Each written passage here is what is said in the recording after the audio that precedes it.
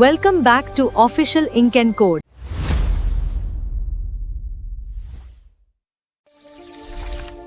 આજે આપણે શીખીશું ડાર્ટના સૌથી ઇમ્પોર્ટન્ટ ઓપરેટર્સ.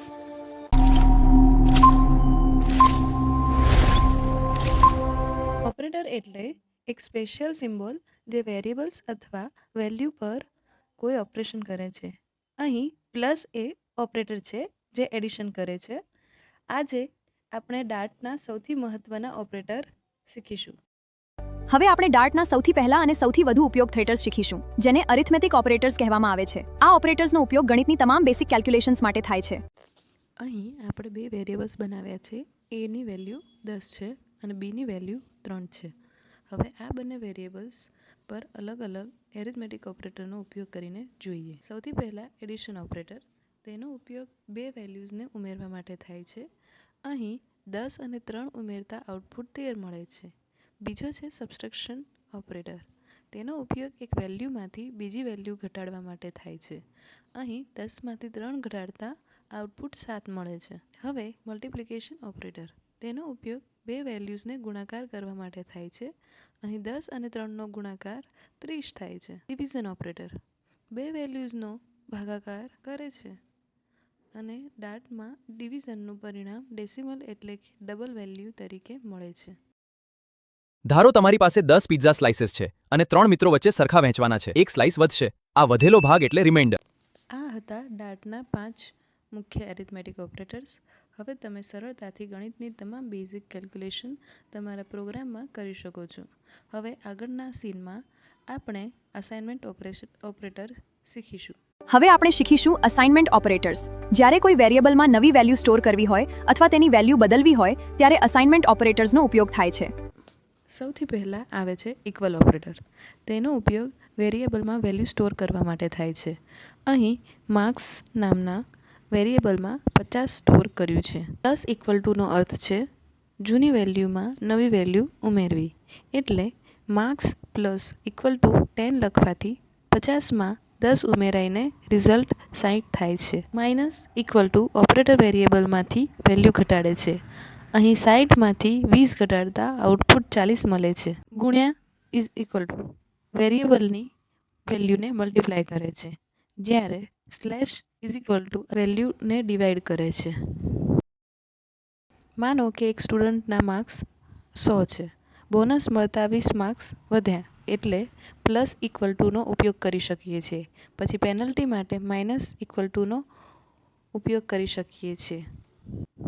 આ બધા અસાઇનમેન્ટ ઓપરેટર્સ તમારા કોડને નાનો, સરળ અને વધુ વાંચવા યોગ્ય બનાવે છે.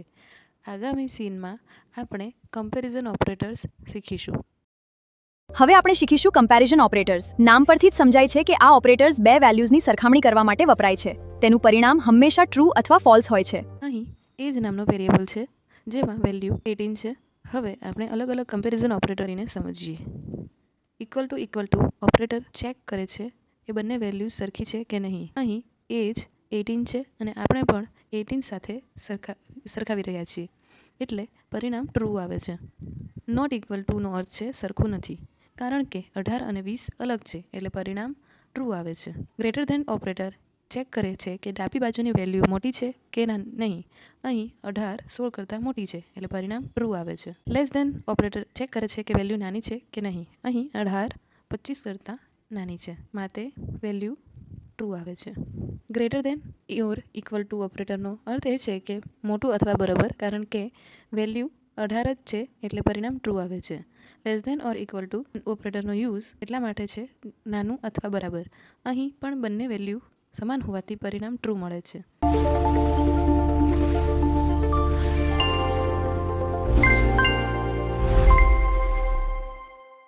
હવે આગળના સીનમાં આપણે શીખીશું કે એકથી વધુ કન્ડિશનને કેવી રીતે જોડવી, એટલે કે લોજિકલ ઓપરેટર. અત્યાર સુધી આપણે વેલ્યુઝની સરખામણી કરી, પરંતુ જો એક સાથે બે કે તેથી વધુ કન્ડિશન્સ ચેક કરવી હોય તો તેના માટે ડાર્ટમાં લોજિકલ ઓપરેટર્સનો ઉપયોગ થાય છે. એન્ડ ઓપરેટર એટલે બંને કન્ડિશન સાચી હોવી જોઈએ. પછી ઓર ઓપરેટર એટલે એક પણ કન્ડિશન સાચી હોય તો રિઝલ્ટ ટ્રુ, અને નોટ ઓપરેટર રિઝલ્ટને ઉલટાવી દે છે. ધારો કે તમે મૂવી એપ બનાવો છો. મૂવી જોવા માટે યુઝર લોગિન પણ હોવો જોઈએ અને તેની પાસે પ્રીમિયમ પ્લાન પણ હોવો જોઈએ. એટલે અહીં એન્ડ ઓપરેટરનો ઉપયોગ કરવામાં આવે છે. આ હતા ડાર્ટના 3 મુખ્ય લોજિકલ ઓપરેટર્સ. ફ્લટરમાં લોગિન સિસ્ટમ, પરમિશન ચેક અને કન્ડિશન્સ લખતી વખતે આ ઓપરેટરનો ખૂબ ઉપયોગ થાય છે. હવે આગળના સીનમાં આપણે શીખીશું ઇન્ક્રીમેન્ટ અને ડિક્રીમેન્ટ માઇન્ટસ ઓપરેટર્સ, જે વેરિયેબલ્સની વેલ્યુ ઝડપથી વધારવા અને ઘટાડવા માટે વપરાય છે. અત્યાર સુધી આપણે ગણિત અને લોજિકલ ઓપરેટર્સ શીખ્યા. હવે વાત કરીએ એવા ઓપરેટર્સની જે વેરિયેબલની વેલ્યુને ખૂબ જ ઝડપથી વધારવા કે ઘટાડવા માટે વપરાય છે. ઇન્ક્રીમેન્ટ અને ડિક્રીમેન્ટ ઓપરેટર્સ કહેવામાં આવે છે. પ્લસ પ્લસ એટલે વેલ્યુ 1થી વધારવી અને માઇનસ માઇનસ એટલે વેલ્યુ 1થી ઘટાડવી. ધારો કે એક રૂમમાં 5 લોકો છે. એક વ્યક્તિ અંદર આવે તો કાઉન્ટ 6 થાય છે, ઇન્ક્રીમેન્ટ. પછી એક વ્યક્તિ બહાર જાય તો કાઉન્ટ ફરી 5 થાય છે, એટલે ડેક્રીમેન્ટ. આ હતા ડિક્રીમેન્ટ અને ઇન્ક્રીમેન્ટ ઓપરેટર. હવે આગળના સીનમાં આપણે શીખીશું ઓપરેટર પ્રેસિડન્સ. એટલે હવે એક ખૂબ જ મહત્વનો કોન્સેપ્ટ સમજીએ, ઓપરેટર પ્રેસિડન્સ. જ્યારે એક જ એક્સપ્રેશનમાં ઘણા ઓપરેટર્સ હોય, કયું ઓપરેશન કરે છે? ચાલો સરળ ઉદાહરણથી સમજીએ.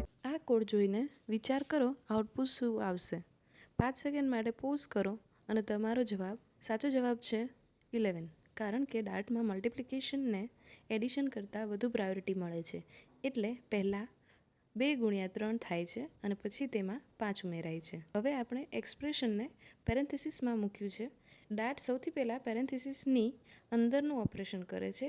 એટલે પહેલાં 5 + 2 = 7 અને પછી 7 ગુણ્યા 3 = 21. ધારો કે તમે 20 રૂપિયાની 3 ચોકલેટ ખરીદો છો. 60 થશે, પછી તેમાં ડિલિવરી ચાર્જ ઉમેરાશે.